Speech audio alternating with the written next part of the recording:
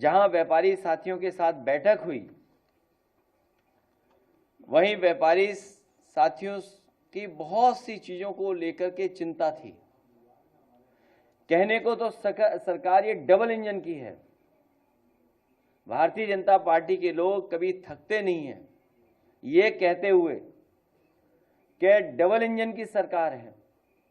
अगर इनका काम करने का तरीका देखें तो सच्चाई जाने तो आज सरकार में हर इंजन ईंधन की जुगाड़ में लगा हुआ है। जितने भी इनके इंजन हैं सब ईंधन के जुगाड़ में लगे हुए हैं।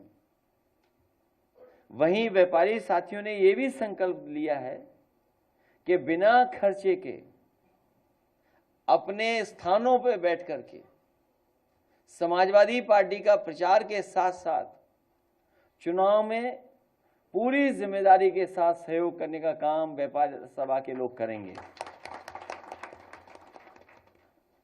जहां अर्थव्यवस्था सबसे महत्वपूर्ण है, हमारे व्यापारी साथियों की सुरक्षा, व्यापारी साथियों का सम्मान और उनके व्यापार को और सहूलियत मिले, उसके लिए सरकार में रह करके हम लोग कदम उठाने का काम करेंगे।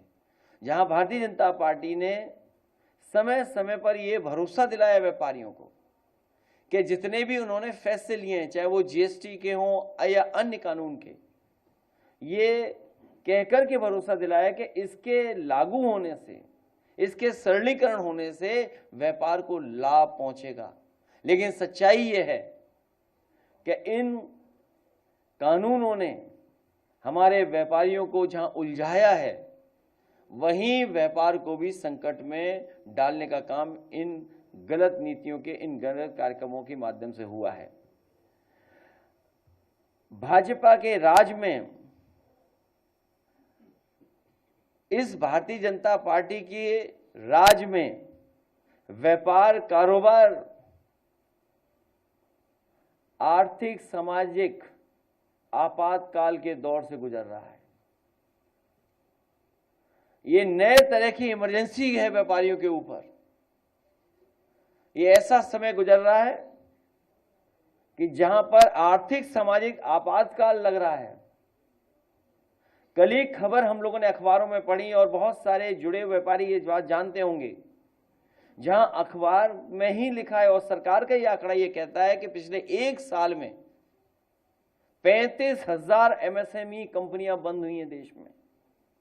आप सोचिए कि जो सरकार ये कहती है कि हम व्यापारियों की सरकार है, हम कारोबार को बढ़ाने वाले फैसले लेते हैं, वहीं एक साल में जो सबसे महत्वपूर्ण इकाई है हमारे अर्थव्यवस्था की, एमएसएमई, वो 35,000 बंद हो गई हैं।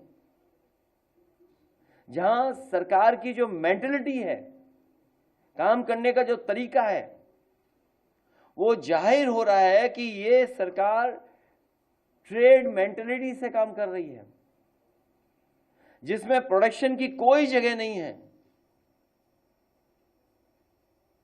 और जो गुड्स हैं, जो सामान है, उसके ट्रेड पे जोर दे रहे हैं। आप कल्पना करिए कि अगर इसी तरीके से अर्थव्यवस्था चलती रही तो वो हमारे जो कारोबारी हैं, उद्योग चलाने वाले लोग हैं, छोटे मोटे काम करने वाले हैं, उनकी हालत आने वाले समय में कैसी होगी। और ये सरकार लगातार बिचौलियों का प्रॉफिट कैसे बढ़े, बिचौलियों की आमदनी कैसे बढ़े, उसके फैसले ले रही है।